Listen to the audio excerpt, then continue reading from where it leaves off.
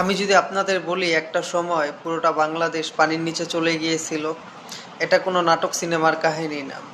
এটা বাংলাদেশের ইতিহাসের সবথেকে ভয়ঙ্কর একটা ঘটনা। সালটা ছিল 1988, মাসটা ছিল বর্ষাকাল। বর্ষা হওয়ার কারণে টানা কয়েকদিন যাবৎ বৃষ্টি হয়। তার মধ্যে বাংলাদেশের সবথেকে বড় 3টা নদী পদ্মা, মেঘনা, যমুনাতে হঠাৎ করে পানি বাড়তে শুরু করে। প্রতিবেশী দেশ ইন্ডিয়া পানির লাইন খুলে দেয়।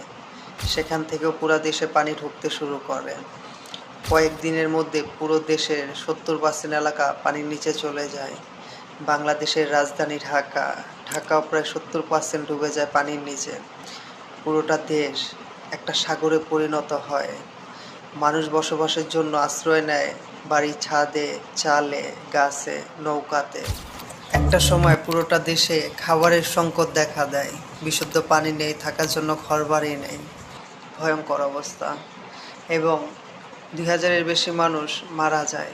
3 কোটির বেশি মানুষ গৃহহীন হয়, লাখ লাখ ঘরবাড়ি ধ্বংস হয়। সমস্যা এখানেই শেষ নয়। আস্তে আস্তে পানি পচন ধরতে শুরু করে। পানি পচার থেকে মরণঘাতী সব রোগ জন্ম নেয়, কলেরা, ডায়রিয়া ইত্যাদি। কয়েকদিন পর থেকে আইনশৃঙ্খলা বাহিনী সাধারণ জনগণকে উদ্ধার করতে নামে এবং টানা 45 দিন পর পানি আস্তে আস্তে নামতে শুরু করে।